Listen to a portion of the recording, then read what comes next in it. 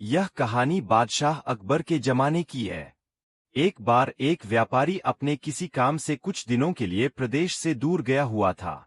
जब वह अपना काम खत्म करके घर पहुंचा, तो देखता है कि उसकी पूरी तिजोरी खाली है। उसकी मेहनत की सारी कमाई चोरी हो चुकी है।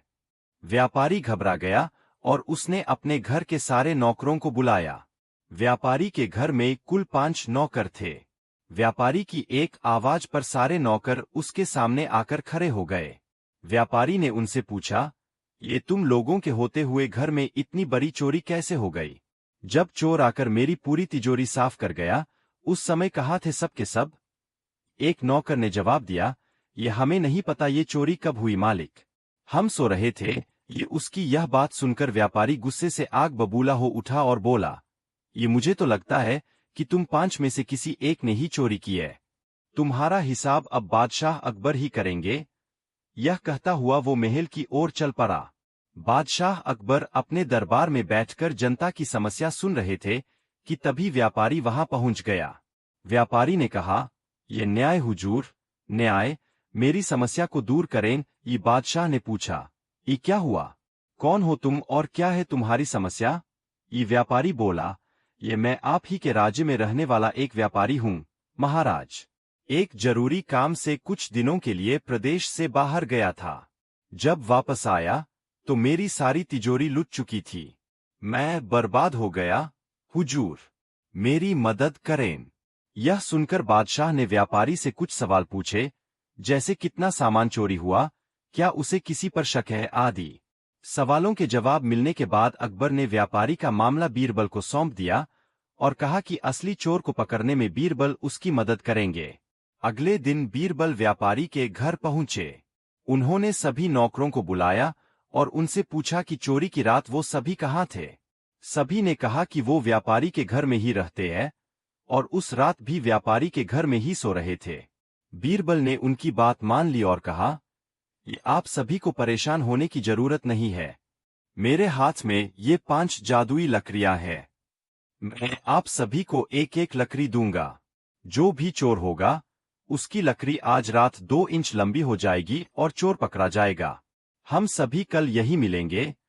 यह कह बीरबल ने सबसे हाथ में एक एक लकड़ी पकड़ाई और वहां से चले गए। दिन ढल गया। अगले दिन बीरबल फिर से व्यापारी के घर पहुंचे और उन्होंने सभी नौकरों को अपनी अपनी लकड़ी के साथ बुलाया। जब बीरबल ने सबकी लकड़ी देखी, तो उन्होंने देखा कि एक नौकर की लकड़ी 2 इंच छोटी है। बस फिर क्या था? बीरबल ने तुरंत सिपाहियों को उस नौकर को पकड़ने का आदेश दिया। व्यापारी इस पूरी घटना को समझ नहीं पाया और असमंजस से बीरबल की तरफ देखने लगा। बीरबल ने व्यापारी को समझाया कि कोई लकड़ी जादुई नहीं थी, लेकिन चोर को इस बात का डर था कि उसकी लकड़ी 2 इंच बड़ी हो जाएगी और इस डर से उसने अपनी लकड़ी को 2 इंच काट दिया और वह पकड़ा गया। व्यापारी बीरबल की चतुराई से बहुत प्रभावित हुआ और उसका धन्यवाद किया। कहानी से सीख। बच्चों, बीरबल ने चोर को पकड़ा कहानी से हमें यह सीख मिलती है कि गलत काम चाहे जितना भी चतुराई से किया जाए, लेकिन वो सभी की नजरों में आ जाता है और उसका अंजाम हमेशा बुरा ही होता है। एक समय की बात है। राजा कृष्णदेव राय विजयनगर में दरबार लगाकर बैठे थे। उसी समय दरबार में एक सुंदर महिला एक बक्सा लेकर आई। उस बक्से में एक मखमली साड़ी थी, जिसे निकालकर वह दरबार में राजा और सभी दरबारियों को दिखाने लगी। साड़ी इतनी सुंदर थी कि जो भी उसे देखता वह हैरान रह जाता। महिला ने राजा से कहा कि वह ऐसी ही सुंदर साड़ी बनाती है। उसके पास कुछ कारीगर हैं जो अपनी गुप्त कलाओं से इस साड़ी की बुनाई करते हैं। उसने राजा से निवेदन किया कि अगर राजा उसे कुछ धन दें तो वह उनके लिए भी ऐसी ही साड़ी बना देगी। राजा कृष्णदेव राय ने महिला की बात मान ली और उसे धन दे दिया। महिला ने साड़ी तैयार करने के लिए 1 साल का समय मांगा। इसके बाद वह महिला साड़ी बुनने वाले अपने कारीगरों के साथ राजा के महल में रहने लगी और साड़ी की बुनाई करने लगी। इस दौरान उस महिला व कारीगरों के खाने पीने से लेकर तमाम खर्चे राजमहल ही उठाता था। इसी तरह 1 साल का समय निकल गया। फिर राजा ने अपने मंत्रियों को उस साड़ी को देखने के लिए उस महिला के पास भेजा। जब मंत्री कारीगर के पास गए तो वह देखकर हैरान रह गए। वहां 2 कारीगर बिना किसी धागे या कपड़े के कुछ बुन रहे थे। महिला ने बताया कि उसके कारीगर राजा के लिए साड़ी बुन रहे हैं, लेकिन मंत्रियों ने बताया कि उन्हें कोई साड़ी दिखाई नहीं दे रही है। इस पर उस महिला ने कहा कि यह साड़ी सिर्फ वही लोग देख सकते हैं जिनका मन साफ हो और जीवन में उन्होंने कोई पाप न किया हो। महिला की यह बात सुनकर राजा के मंत्री परेशान हो गए। उन्होंने बहाना बनाते हुए उस महिला से कहा कि उन्होंने वह साड़ी देख ली है और वो वहां से चले गए। राजा के पास वापस आकर उन्होंने कहा कि वह साड़ी बहुत ही सुंदर है। राजा इस बात से काफी खुश हुए। अगले दिन उन्होंने उस महिला को वह साड़ी लेकर दरबार में हाजिर होने का आदेश दिया। वह महिला एक बक्सा लिए हुए अपने कारीगरों के साथ अगले दिन दरबार में आ गई। उसने दरबार में बक्सा खोला और सबको साड़ी दिखाने लगी। दरबार में बैठे सभी लोग बहुत हैरान थे, क्योंकि राजा समेत किसी भी दरबारी को कोई साड़ी नहीं दिखाई दे रही थी। यह देखकर तेनालीराम ने राजा के कान में कहा कि उस महिला ने झूठ बोला है, वह सभी को बेवकूफ बना रही है। इसके बाद तेनालीराम ने उस महिला से कहा कि उन्हें या दरबार में बैठे किसी भी दरबारी को यह साड़ी दिखाई नहीं दे रही है। तेनालीराम की यह बात सुनकर महिला ने कहा कि यह साड़ी सिर्फ उसी को दिखाई देगी जिसका मन साफ होगा और उसने कोई पाप न किया हो। महिला की इस बात को सुनकर तेनालीराम के मन में एक योजना आई। उन्होंने उस महिला से कहा, राजा चाहते हैं कि तुम खुद उस साड़ी को पहनकर दरबार में आओ और सभी को वह साड़ी दिखाओ। तेनालीराम की यह बात सुनकर वह महिला राजा के सामने माफी मांगने लगी। उसने राजा को सब सच सच बता दिया कि उसने कोई साड़ी नहीं बनाई है, वह सबको मूर्ख बना रही थी। महिला की बात सुनकर राजा को बहुत गुस्सा आया। उन्होंने उसे जेल में डालने की सजा सुना दी, लेकिन जब उस महिला ने बहुत विनती की तो उन्होंने उसे छोड़ दिया और माफ करके उसे जाने दिया। साथ ही राजा ने तेनालीराम की चतुराई की तारीफ भी की। कहानी से सीख, अधिक दिनों तक झूठ या धोखा छिपाया नहीं जा सकता है। एक न एक दिन सच्चाई सबसे सामने आ ही जाती है। एक बार की बात है, राजा अकबर बीरबल पर इतने क्रोधित हो गए कि उन्होंने बीरबल को राज्य छोड़कर चले जाने को कहा। दुखी होकर बीरबल ने राज्य छोड़ दिया और पास के गांव में एक किसान के घर में शरण ली। बीरबल ने अपना दिन खेत में काम करके बिताया। जैसे जैसे समय बीतता गया, राजा अकबर को अपने पसंदीदा दरबारी की याद आने लगी।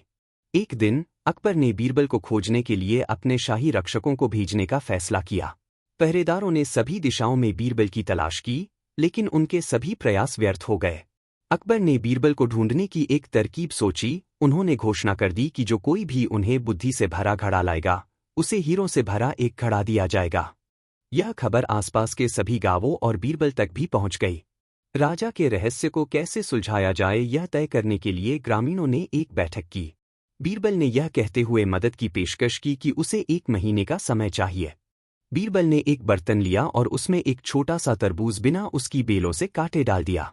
1 महीने बाद तरबूज बड़ा होकर गमले के आकार का हो गया। यह मटका राजा के पास भेजा गया और उनसे कहा गया कि मटका तोड़े बिना ही मटका निकाला जाए।